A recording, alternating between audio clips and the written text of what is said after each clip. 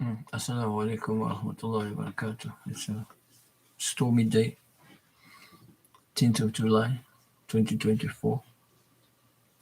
As my topic presents itself, um, solutions to education and unemployment crisis in the modern world. Um, many of There are many people who have written and spoke about the crisis in education and unemployment, but most of them have not been able to identify the real traps that create these particular problems. Similarly, because they look at it through the lens of their own educational history. In actual fact, where they came from, they are not able to see it in a different framework because they see it from the same framework. That creates a problem in the sense that they, especially the academia, their presentation is always, their solutions are always within looking for new policies, which is extremely political as well as still within the infrastructure of the problem itself. What my research showed me, after I've researched the etiology of child abuse, in other words, the underlying causes of child abuse, I discovered that schooling, British schooling, which has been highly accepted and still being accepted, is the core feature of child abuse because it is structured in a way to dislocate the child from his family, from his culture, from his neighborhood, from his religion, and from himself or herself as a individual, and then pumping this child with the information that the different states want to control the masses. So this is the core feature of education. Now, it is difficult for people in the educational system to identify it because their bread and butter is in it. So they try to talk about it, moan about it, etc., but they are not able to make a decisive stand in terms of how to really change it, because they're still thinking through the same mindset that they've been trained in education. So the core problems in Western education were originally started with the destruction of family life of the indigenous people. So when the colonialists took over the islands and the countries, etc., the first thing they did was to break the self-sustainability of the indigenous people by separating their children from their parents. Now, in indigenous societies, they are self-sustainable within the environment, and I've mentioned that in many other talks that I have had on this particular channel. But I think I did not, in actual fact, touch on the fact that the solution of the work that I've done within holistic leisure learning and how it actually will assist any institution, any country, any family, etc., just to switch the mindset. Now, what is the mindset in education? Primarily is and the background of having separated children from their families is to basically disarm them from being self-sustainable. Now, indigenous communities normally work with the environment, and so they don't destroy the environment because they know how to sustain themselves in a manner that the environment is also constantly in a state of progress or life, put it that way. Now, in the Western world, education is now talking about global warming and how people have to look after the environment simply because the educational system was actually against the environment and is still against the environment. And the environment is the family. If you break the family up, you break the society, you break the surroundings, you break the infrastructure that sustains a wonderful family. So if you don't focus on family health, then, or you actually aim your educational infrastructure against destroying the family life, then you obviously will have a major problem. But then you see, the idea is that if you do break the family, you create enormous amount of illness, crime, etc., on which most of the rich in actually invest in to make profit. And obviously the greater part of breaking a family is war. If you can force your young people out of their family to do military training, you immediately break that bond, and then you create so much frustration that the soldier will kill people he doesn't even know because he's so frustrated. But this is the way he earned his living. So creating an educational system that removes the child from the family and breaks the sustainability of that family, it allowed the colonialists and to, in actual fact, make the parents slaves and servants of them for survival, and make and mold the minds of the young people to accept their culture, their belief, their lifestyle and everything. So speaking English obviously is part of the culture that the British have left.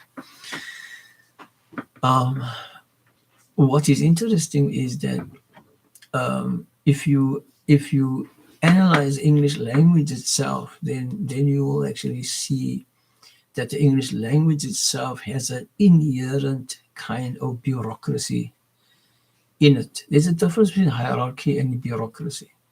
Hierarchy is a natural existence of, there are people that are more in charge over you, you know.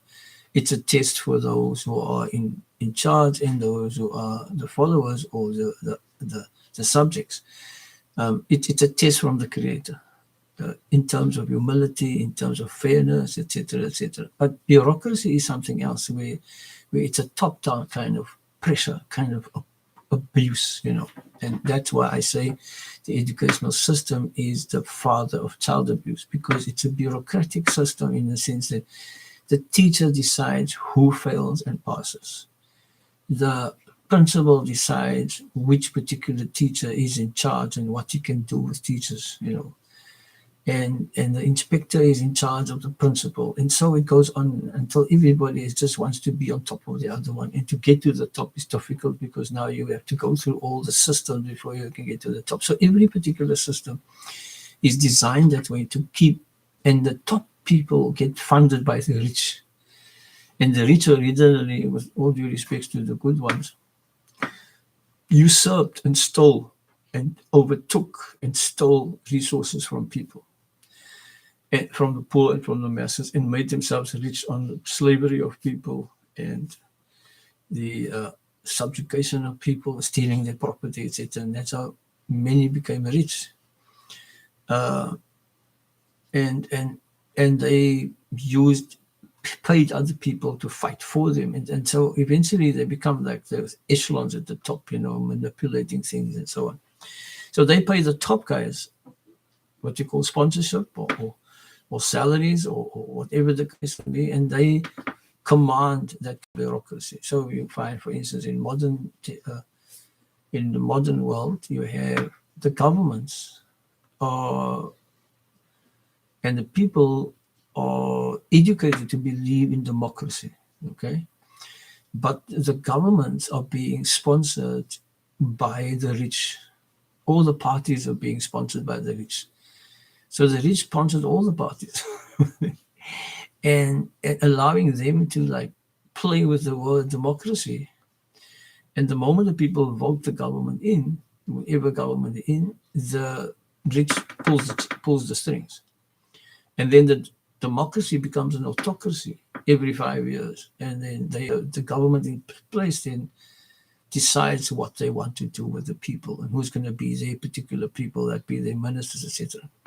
But the real feature is the rich control the poor, and the poor and the middle class is like basically the middle class is the confused group because they're like a buffer group between the poor, the masses of the poor, and the rich. So what happens is, how do you get that situation is that you educate the middle class with the culture of the rich, whoever the rich might be, okay? Educate the middle class to accept the systems of the rich. Then the middle class, who is confused and who to stand with the poor or to stand with the rich, is then the buffer group to make sure that the poor will stay in their place, okay? So it's like having like the slave owner, the slave masters, and the slaves. So the slave master, the slave master, which will be the rich, okay, and then the officials that work for him, like the courtiers, the people in the court, and then you have the masses that get controlled by the middle class. So that particular structure, right, is designed by the education. And how do they do it is by imposing the language of the oppressor into the people. And the moment the people accept that language, then they can manipulate the people through the language. And academia is and this is where the gatekeeper of academia becomes a reality, which I don't think Professor Noam Chompski realizes, is the vocabulary. They spend time in redefining new vocabulary, etc., and create doubt and arguments, because this is their arena in which they get their funding, they get for their conferences, etc., and puts them in that pedestal of the idols. Are you with me? They must be idolized in terms of who they are. And the background people of the people that make these idols. And similarly, if you take the history of Islam, the rich created the idols. They impress the people to believe in those idols. That's their education. That if you don't give the idols this every month or every day, you will not have this, that, and that, And they have people that manage that. So obviously, when Nabi Muhammad came and he took all those idols away from the Kaaba, because people used to come in drones to Makkah under the idol worshipping, to put all their money, etc., to the different idols, and then the rich will just come and collect the riches of the people. So it's not only sometimes through force that people become subjected to leaders.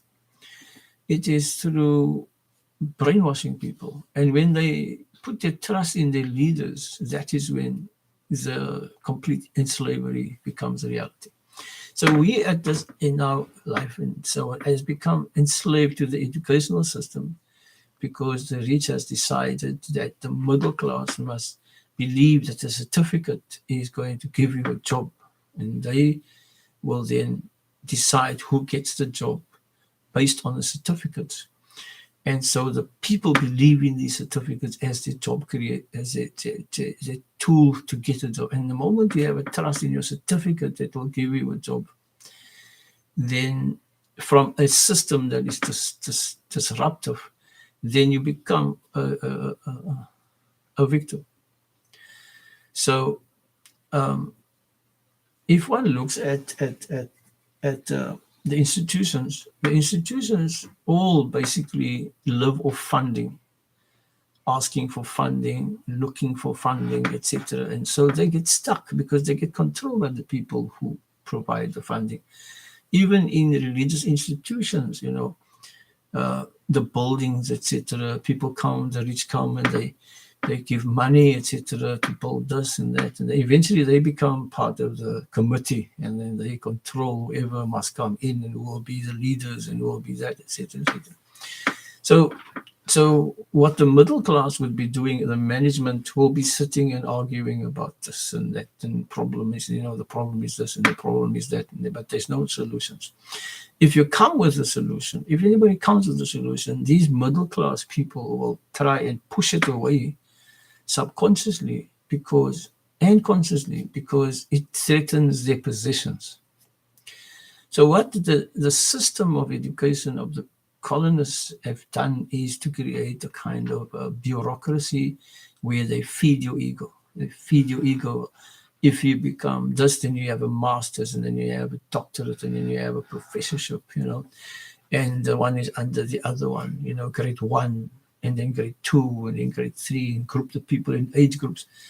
And the moment you've got that, you put the competition is so rife that nobody can actually learn from the elder or the younger because they're separated.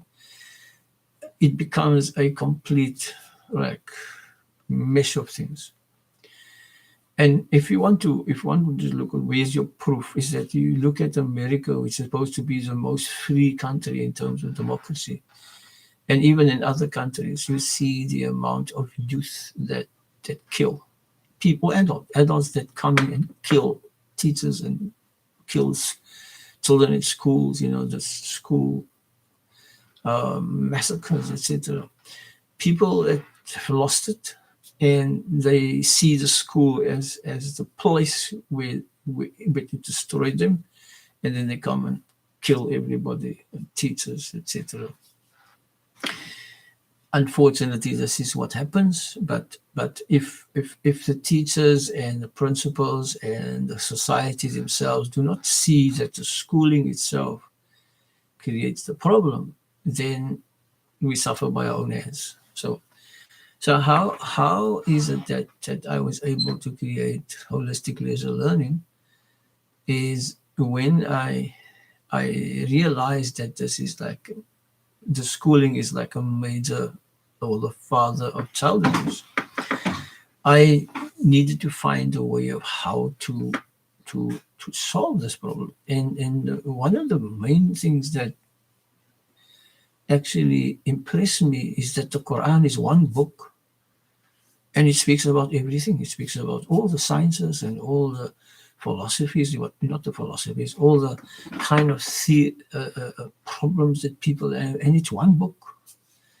And I was like, oh my goodness. And in my youth days, when I was like 19, I could see that there were some academics that would learn Islam and learn Arabic, etc. But when they interpret the Quran, they will interpret it only from a scientific point of view, or from a psychological point of view, or from a business point of view, or from a sociological point of view, in terms of where they were specializing, but they don't know about the other ayah. And then I thought, no, this is a problem, because you're having a slanted idea of the Quran. So I decided at 19 years old, no, I'm going to try and study everything that I can study to get a kind of an understanding, because I felt that when you have an understanding of the different sciences, after reading the Quran from cover to cover in English, I realized that if you don't know the different sciences, that has been split into different sciences, knowledge has been split into different compartments, then you will not be able to understand the Quran.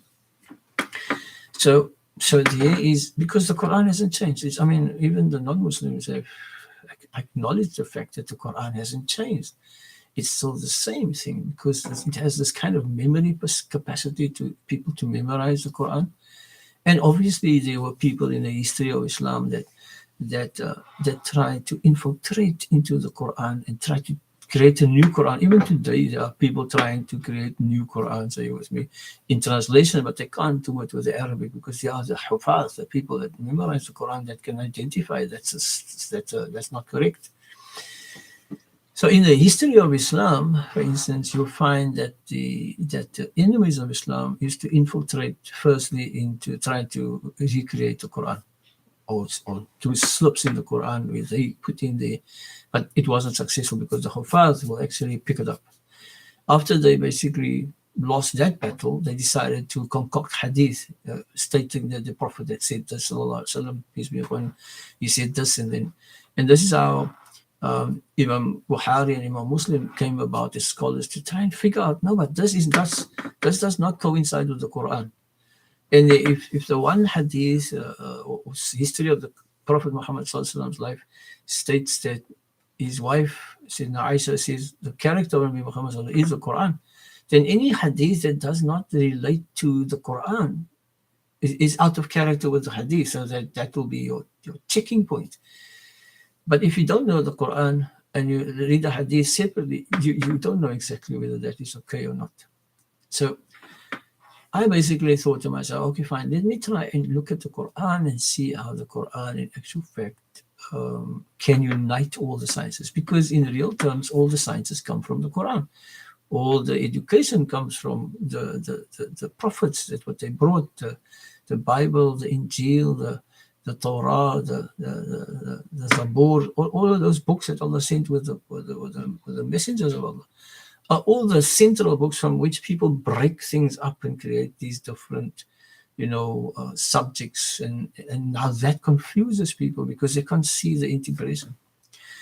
So it will be difficult, and so one understands why the World Bank will say they failed in educating people, because they were using a system. They're using a system which by itself is broken. But now the system was designed that way in order to create capitalism. If you want a fast production, you break it up into pieces. So each particular person does just one thing, and you get a fast production of a garment or of a product, and then it's out there for mass production. So the education in actual fact is then fractionalize the unity of things. And so you'll find a person who can put in on the buttons of a jacket. He just puts on the buttons of a jacket in a Western factory. He doesn't know how to make a sleeve. So they don't know how to make a garment because they're forced just to do one thing at a time. Whereas indigenous people, they could do the whole garment. Now, one must know the history of industrialization in order to understand how the cottage industries were destroyed. And one must also know the work of Ibn Khaldun, where he showed how everything is integrated and how a society, in actual fact, comes from an agrarian society and goes through the stages of citizenship, etc., and now being controlled, and now it breaks down, and now they come back to agrarian. So we know at this particular point, especially after COVID, that people are forced to start thinking, how do I survive on my own, right? And how do I produce things in order, because I can't depend on government, I can't depend on, because they shut off the electricity, they shut off this, etc. So what I did was to do the research in this particular way and find out, okay, where's the problem? And I found out that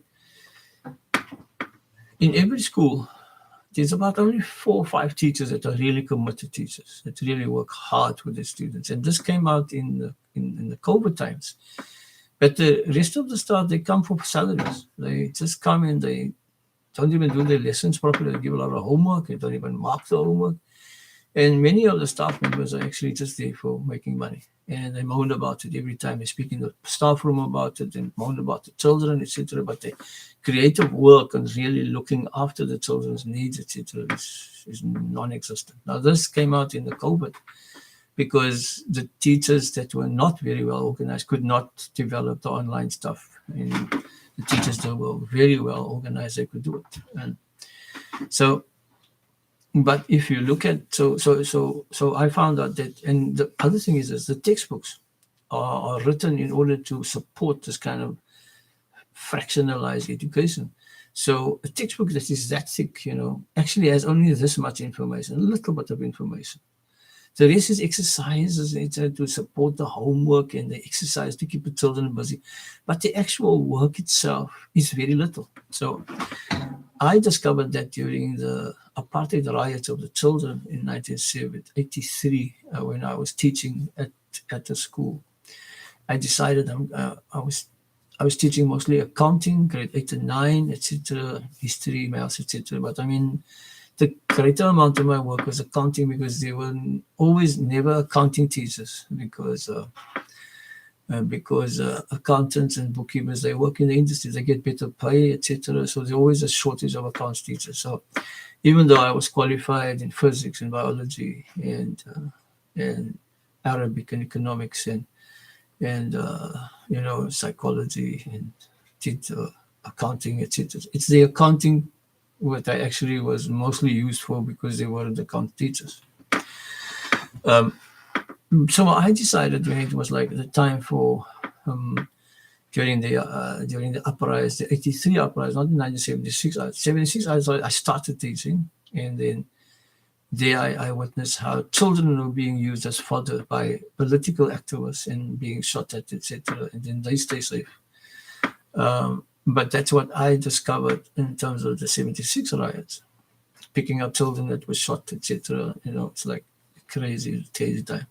In the 1980s was the new uprise, and this was the time when I was actually a qualified teacher and I was in the system, etc. And students were walking around disrupting other classes, putting hose pipes in the classrooms, etc., etc. And they disrupted all the education.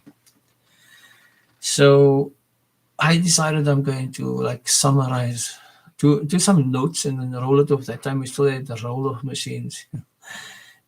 Do the notes, and then so if I don't have an opportunity to give lessons, then I can just roll this off and hand it to the students. They can study on their own. When I did the summary of the grade 8 and 9 accounting, I was like, what is this? What I'm doing for 2 years? I summarized all the main points of accounting for grade 8 and 9 on 2 pages, 1 page back to back. Everything was on there, 2 years of work on 1 page. And then I realized that this is the problem. If you take a little knowledge and you spread it out so long, the child is going to forget at the end, because he won't know what he did at the beginning of the year. And if you break it up into pieces, you're not going to be able to understand the subject holistically. And this is what makes me realize that the structure of periods, different teachers presenting different skills, having homework, having tests and examinations over a long period of time, and the structure of the tests, etc. And that is actually the destructive feature in learning. It actually retards learning. So periods retard learning, because you're breaking up one lesson. Okay. And I also found out in the practical teaching aspect, I would just get into the point where children will understand the bell rings, and then have to pack their books, go to the next classroom, or wait and take out the new books for the next teacher to come and reorientate themselves. So that is disruptive. That is really disruptive. So now the child, if I come the next day, it takes me long to pick up where I left off. So I thought to myself, what can I do? So I decided if a good teacher leaves a school, then the whole school falls to pieces sometimes, because there's no one else to carry that particular school, or a good principal leaves the school. So I realized that the only way to improve the education is to create resources that are self-teaching, resources that are so well designed that the learner can actually teach himself. And then it doesn't matter whether the teacher leaves or comes or whatever, the child can actually continue on his work. And that proved itself during COVID, the lockdown, as well as the South African, this kind of load shedding. My students could actually continue with the manual, which I wrote for them, with all the subjects integrated in one book. It's about 546 pages, summarized, took all the textbooks and analyzed everything. And because I was qualified in different sciences, I could see the connection easily and then write these particular self-teaching manuals. So during the COVID and the lockdowns, as well as the load shedding, my students were not affected. They can continue. I mean, now there's such a storm. We had to close the institution today and tomorrow because yesterday we had to drive through rivers, and some of the parents who came to fetch their children got stuck in the water. So, but my resources are so powerful now, they can continue on their own at all. And then now with WhatsApp and all of that kind of stuff, they are well organized. So if you remove the period structure and you remove all the different textbooks and you move it into one particular text and the child can see the connection, then you have a kind of a value of education. The child values what he's doing. And I use the Quran for that because the Quran, I've discovered, it was opened up to me. I don't take credit for it. Allah Ta'ala is in charge of all good. That there are 7 activity areas: nature, people, languages, theory, calculation, construction, and microscopic and telescopic. These are all Quranic ayat, but it all links up. And so you have people are part of nature, language is a part of people, trade is a form of language, calculation necessary for trade, and construction is a result of calculation, and everything in the microscopic and telescopic world is constructed. So, and then you link up again with nature because it's a cycle. Now that comes Quranic ayahs, all related to that, but the flow is beautiful. So now you can put all the different topics and you can put it all underneath, and I've created what they call a needed curriculum. It doesn't change because it's integrated, it's like a matrix. And the Department of Education was impressed. They said, oh my goodness, so you've put years of work into this one particular diagram in this kind of matrix, which is the needed curriculum for all people, all ages, etc. And that, alhamdulillah, that is a gift that Allah gave me. And I was given the workshops by the Department of Education through the resource director, saying, look, this is something that our schools need. We don't have this kind of thing. And this is how the government got to know about the work that I'm doing. And so today, alhamdulillah, my course is being recognized by SAQA as a South African completed South African qualification on the merit of itself, and not because I've applied to them. So because there is value in what I'm doing. It doesn't matter for who it is, what culture, etc. But the core feature of holistic leisure learning is it creates appreciation for everything. And that's basically what the Quran is about, and what the Bible is about, is be grateful to God and He'll grant you more. So and then the other thing was examinations. I found out that examinations, they have got the assessment criteria that says your examination must be designed this way and that way. And so your teachers cut and paste to do this kind of cut and paste examination papers in order to satisfy the requirements of the advisor. And then they put in stuff that the kids have not even seen, instead of testing of what they have actually taught with. That is justice. Justice is to test people on you have taught them. You can't test them on something that they have never seen. It's impossible. It's unfair. So what I did was to remove the examinations and replace it with testing, in other words. And it's all based on Quran. Quran says Allah has created death and life to test who of you are the best in work, and creating a work culture. So what I do is I will teach, and then step 1, everybody must understand step 1 before I go to step 2. And I'll use other examples, simplified features in order to make that step 1 a little bit more understanding for everybody. And then I find students are very interested in helping one another so that they can go to the next step. At the end of my lesson, everybody gets 100% because everybody knows what's going on. Because the aim of being a holistic methodologist is to be able to teach. You teach other people because that is the barakah, this blessings in teaching other people. So my homework, I don't have any homework because my feature is the homework that you have as a student is to go and teach your parents what you have learned in the institute, and cut out all the grades, and you have the top level of matric work. If you can look at that grade 12 work or varsity work, you take that as a whole and you simplify that down so that everybody of different ages can use the same particular piece of information. So I would take, if you take an example, like a matric maths challenge will be, or sum will be like 4 steps and then 6 marks.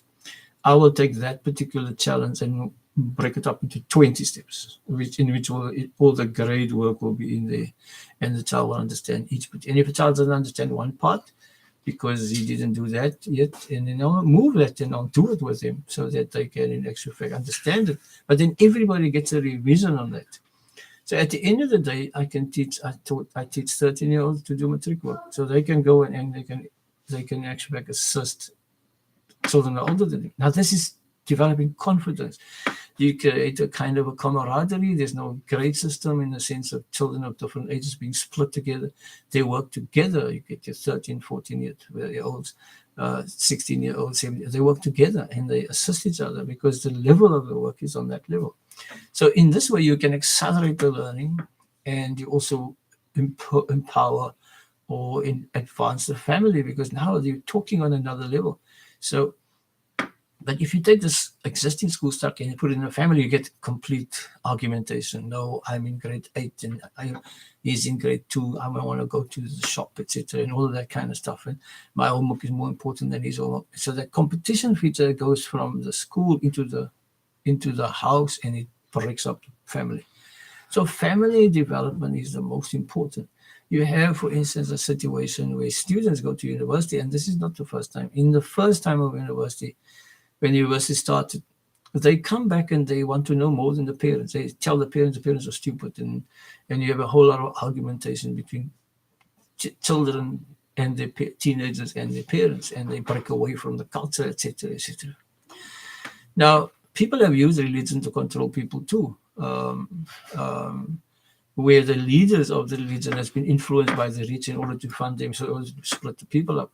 So there is this kind of feature that religion also like dumb people down, but it's not true. Religion is powerful in the sense of its application.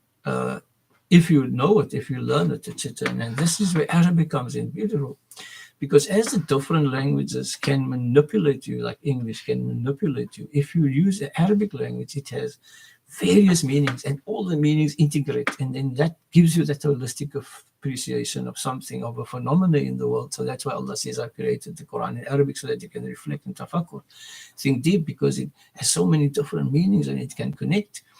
And this connection allows you to be like, wow, this is a wow moment. And this is what my students and my parents, in actual fact, and my adult classes are experiencing. It's this wow moment. This is not difficult. It's easy. And also it gives me a kind of a new perception of life itself, because now I can see a bigger picture. And that's what the Quran is about. See my ayat, see my miracles, and then you will become, convinced that I exist. I mean, Allah takes about the rain. Allah says, I send the cloud of rain, and I move it to people that I want to give it to, and then I split the rain up into fragments, into little droplets. But the droplets are falling parallel at the slant, in the mercy of Allah, because if a sheet of water must fall on you, we're dead. It destroys everything. So Allah says, I fractionalize it. I fraction the rain, and it falls parallel, and it actually is a mercy from Allah. And the scientists can't figure out how that happened. It's an absolute miracle. But if you understand the Quran and looking at that ayah in that particular way, then studying rain becomes a miracle of Allah. It becomes an ibadah. It becomes a way of serving the Creator. So learning in itself is not for a certificate. Learning is a devotional act. That's why Allah says the first ayah is Iqra, read. Now, our institution is called Iqra, ICRA, is called Islamic Center for Research and Activity, but it reminds you of the word Iqra, which means to read, peruse, to study, and to teach. It doesn't mean just to read. It means to tafakkur. It means to reflect. It means to research. It means to go into. It means to experience. And then to also teach. And because the best way to learn is to teach, not to study for an exam, because then it's a short-term memory thing, and then you'll forget immediately afterward. But to be practically involved in teaching and creating models and things, and then getting involved into the community, that's learning. So I say to my students, okay, you have to produce water from nothing, okay, and you must produce electricity from nothing, because it's in the air, it's there. And you must create a self-sustaining garden, because water and soil is there.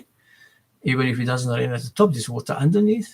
And then you must make a prototype so that your neighbors can actually benefit from it. And in that way, it's not about getting off the grid in order to be against the government. No, it's just to be self-sustainable. It's like a new kind of indigenous community. Now, there are communities that have moved into this particular realm, and they use a certain feature to connect them. like for instance, the kibbutz of the Jews. The Jews have a Jewish community that are self-sustainable through kibbutz. Then you have the Afrikaner community that have started a company, like a big area in I think it's Transvaal area, where they only look at white people, okay, and they become self-sustainable in everything. There are people that do this, but they have some point of thing to unite them, whether it's like color of the skin or religion or a cultural movement about themselves, or they use something to unite them. And I felt that if I can work on an educational model that unites all the people and all the cultures and all, then that will be the better way of transforming and solving the crisis in education and the unemployment of our youth. So, taking from the example of the Arabs, when they used to have the golden era of Islam. And by the way, just before I forget, I decided to major in Arabic, and then I also decided to major in economics, because I said to myself, if I can figure out how capitalists think, I can be able to guide them according to the path towards the creator, or the powerful path, the Sirat al-Mustaqim. It's normally translated as the straight path, but it's better to translate it as the path of power. Quwa, because it comes from the word quwa, means powerful, to be powerful. And so Allah says this deen is powerful, but most people don't understand. This faith of Islam is powerful, but most people don't understand. Now, the interesting part of it, everybody fights for Islam, whether they be Christian or Jew or whatever the case may be. Don't believe in Allah, because they fight for peace. Everybody wants peace, because peace, it means the peace is Islam. It means the peace. Everybody fights for Islam because you were created in the Jannah. Everybody was created in the Jannah. It's a place of peace. We know peace by our natural existence, by fitra existence. We know peace. We know justice. We know love. We know all of those beautiful things that exist within ourselves. But this gets disturbed by oppressors and by people who want to control the mind and be in charge and be powerful and overextend themselves to be the gods of people. And Pharaoh, the Pharaoh of Egypt, is a prophetic example. We try to make these people believe that he is God, and Allah says, destroyed him and said, I will make you an example. So his body is in the British Museum. It's still standing there. And so, not standing, okay, it's propped up, okay, it's there as a mummy. So Allah subhanahu wa ta'ala is clear in saying, I'm very merciful, but I'm also very, very powerful. And so, but I give you lots of chances. So my feature is bringing people back to the original teachers, who are the prophets, and then creating resources that are self-teaching, empowering the student so that he can in actual fact understand a broader face of things. So I increase the vocabulary. I bring the English up to the Arabic language. So I wrote a book called Islam Through Holistic English, because the fractionalization of English is the part of the thing that fractionalizes personalities. So if you can bring that all together through the Arabic language, then you create that kind of personal relationship to the original self and get the person to think differently. And if that person now serves the family becomes better. So on top of that, the Arab culture was like this: when the Muslims used to pay people, the rulers used to pay people to come to the university. So the first university, Al-Azhar and Fez, etc., they used to pay students to come and learn. And so they had a salary. Because the moment the youth have a salary in order to spend, then the economy goes. But at the same time, he is more eager to learn because he's getting paid to do it. In the Arab culture, in the golden era of Islam, even people who use the library regularly and do research, they were asked, what are you researching? And when the government finds out this is brilliant stuff, they would pay them a salary to be in the library. And so the golden era just flourished. Artists were used by the kings to build these massive art in Islam, architecture and beautiful artwork, etc. So everybody was earning and everybody was developing the city at a high rate. So this is the reality. And so what I'm doing now with the domestic violence prevention assurance is to get families to support families to develop in all those 7 areas of survival integratively by our students, and get people to contribute a small amount near that in the path of Allah, and then grow the youth and give them an opportunity to have backup in terms of their money, and then they can help the community. But if you don't employ them, you keep them unemployed, crime will exist. So schools basically keep people away from the market, and then the businesses invest in computers, so keep the salary low of the adults, and the students are unemployed, and they are like the pool of unemployment. So everybody stays in their place and don't mess around with the owners, and then because there's anybody else that can assist you. So if we turn that around and we employ our students, we use our own money to actually support them, then we create a new economic multiplier effect, because now everybody's spending, and nobody is actually getting loans, and the rich only getting interest on that money. And because they keep people unemployed, and months come for loans, then the rich still invest and still get their money on that as well. So keep people away from debt, allow students to be able to earn for themselves in work that provides support for a family free of charge. Then you have a community and a country that can grow fast. And if the resources accelerate the learning and broadens the learning, then you have a kind of more appreciative community that actually works hard together and they produce. So it breaks down the ingratitude and the moaning, etc., because people are sitting on.